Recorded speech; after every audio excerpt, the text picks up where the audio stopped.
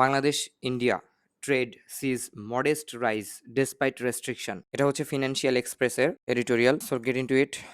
Not with notwithstanding a significant strain in relations, bilateral trade between Bangladesh and India witnessed a modest rise in the last fiscal year, reflecting the reciprocal reliance on each other for sourcing various goods for domestic consumption. It also indicates that long term trading partners cannot abruptly end their partnership despite deterioration in the bilateral relationship and an increase in the frequency of disputes. India Bangladesh bilateral trade increased by 6% to US $11.24 billion in fiscal year 25 from $10 billion in fiscal year 24. The bilateral trade reached its highest level at $15 billion in fiscal year 2022, mainly due to a big surge in imports from India, and it declined to $11 billion in fiscal year 23.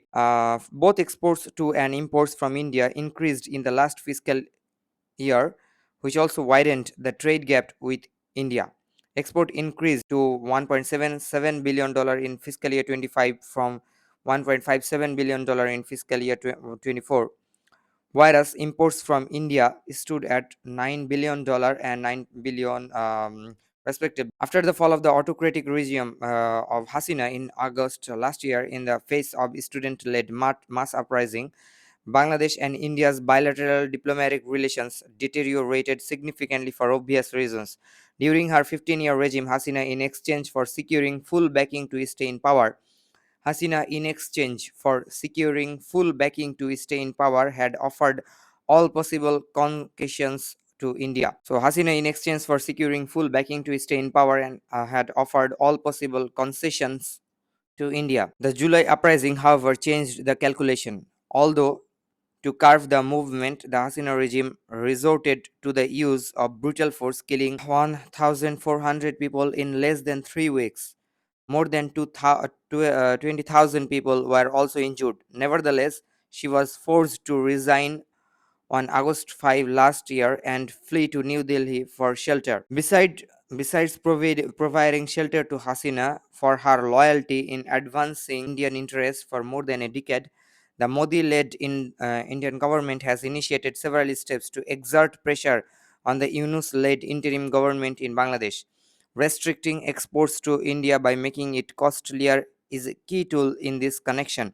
For instance, India cancelled the transshipment facility granted to Bangladesh for third country exports using Indian sea routes and airports. The country also imposed restrictions on imports of certain products, including ready-made garments from Bangladesh, primarily to the northwestern states of India via land routes. Through these measures, New Delhi expressed its dissatisfaction with the political changeover in Bangladesh and has yet to accept the new reality. New Delhi is also unresponsive to Dhaka's repeated requests to discuss trade restrictive measures. Instead, there is a hint from India that it is likely to impose more trade restriction in the near future to mount pressure on Bangladesh. So, what drives the modest increase in bilateral trade, especially the rise in exports to India from Bangladesh in the last fiscal year? At last, three major factors are behind the increase in exports to India from Bangladesh. Firstly, most of the trade restrictions have been imposed by India in the last quarter of fiscal year 25. So the negative impacts of the restriction are yet to be visible at the macro level. Secondly, most exporters want to maintain their market share in India. Therefore, they shifted to sea routes after India restricted exports through land routes for RMG and other products. By exporting products through the Nhava Sheva port in Mumbai, Western India, and the Kolkata port in West Bengal, Eastern in India, they incur an additional 10% cost. Nevertheless, Indian importers are still able to obtain the product at a competitive price. Thirdly, during the last fiscal year, the Bangladesh taka against the US dollar depreciated by around 3.90%. Thirdly, during the last fiscal year, the Bangladesh taka against the US dollar depreciated by around 3.9%. At the same time, the Indian rupee appreciated by around 0.9% against the greenback. So these currency fluctuations, which are often overlooked, also played a role in the modest increase in export earnings. However, it's important to note that jute and jute goods have been severely affected by India's imposition of restriction and non-tariff barriers (NTB) non-tariff barriers. Previously, jute could be exported through both land and sea ports, but in the last month, India banned imports of jute production from Bangladesh through the land ports, allowing only the Nhava Sheva port in Mumbai. This has led to a significant drop in jute exports to India, almost to zero. Other products such as food items, plastics, and wooden furniture have also been subject to restrictions.